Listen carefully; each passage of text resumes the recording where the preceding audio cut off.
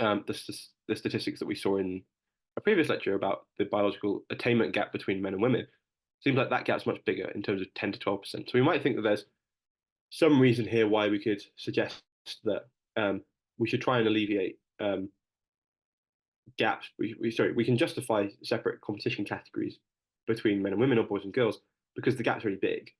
And maybe at the same time we don't have to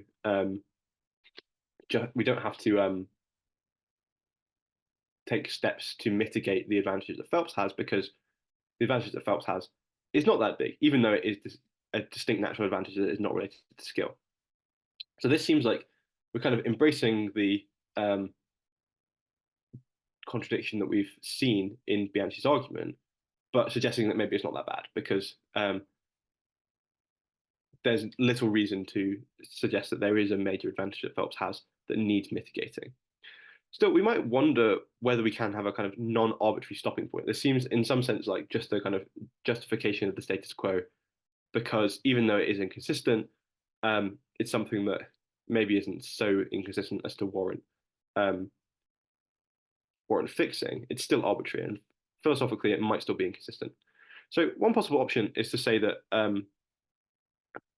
the kinds of mitigation that we need to be doing have something to do with the not just to do with the scale of the advantage, but also to do with who has advantages over who. And this comes back to something that Jane English was saying about salient political groups. So the distinction between men and women is going to be salient political difference, because men and women make up different groups within political life. And so we might think that when we're talking about the advantages that men have over women over a whole category, it makes more sense to try and justify separate categories if there's going to be average advantages of a whole group of people over another whole group of people versus the advantages of one person over other individuals within a category. So it seems like, yeah, there are going to be some differences in kind when we talk about the natural advantages that men have over women versus the natural advantages that Michael Phelps has over his competitors. So maybe we can think of ways to justify not being pulled by this kind of argument that all kinds of, if we accept that there are natural advantages over men and women that need to be alleviated because they go against fair play, then all natural advantages in sports need to be alleviated because they go against fair play. So that kind of slippery slope argument we can try and reject by using some of these objections.